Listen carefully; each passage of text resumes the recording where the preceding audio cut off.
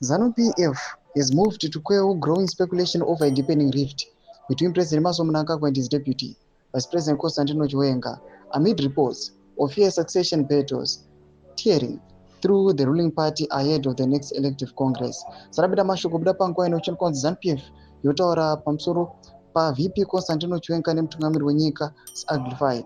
Panguva ine kuchonwa kunzi hazvina kumira zvakanaka muZanu PF. Don't subscribe or like on the bell icon. Tipinda panguva ine muZimbabwe mudanyo rachiti Zanu PF Information Publicity Director Farai Marapira on Monday dismissed as false claims that the two leaders are locked in a bitter power struggle over who should lead the party beyond 2028. Reports have suggested that the faction allied with Chiwenga, who led the 2017 military intervention that catapulted Mnangagwa to power, is resisting Mnangagwa's alleged plans to extend his presidential term from 2028 to 2030.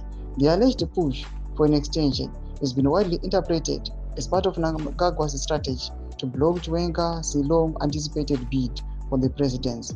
Adding fuel to the fire, insiders claim Mnangagwa is grooming business tycoon and a close ally KUTYA, a fellow Karanga clansman, as his preferred successor, aligning both Chiwenga and the other vice president, Kembo Mohadi. However, Marapira played down the reports, describing them as baseless propaganda meant to sow division within Zanu PF. The relationship between the president and his two vice presidents is one of brotherhood, said Marapira. These are men who fought side by side for Zimbabwe's independence. They faced death together and they continue to work together for the country's progress. All this talk of animosity and fighting is the work of detractors who wish to bring alarm and despondence within our ranks.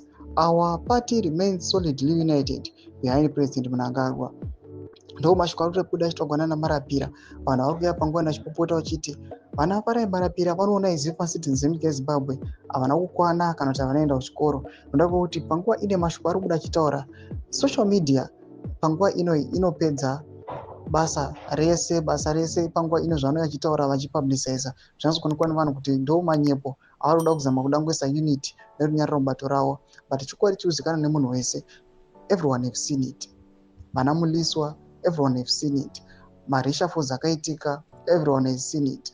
Mapolitibro akaitika, January Chiwenga achiburitsa madosiers ake, everyone is aware of that. But panguva ine vana vauya vachiwanda nemunhu wekudai, imbotidzai mafungiro enyu moti kudii pamusoro pechitiko ichi. Wabvina comment section medu mafungiro enyu, subscribe or like, hit on the bell icon.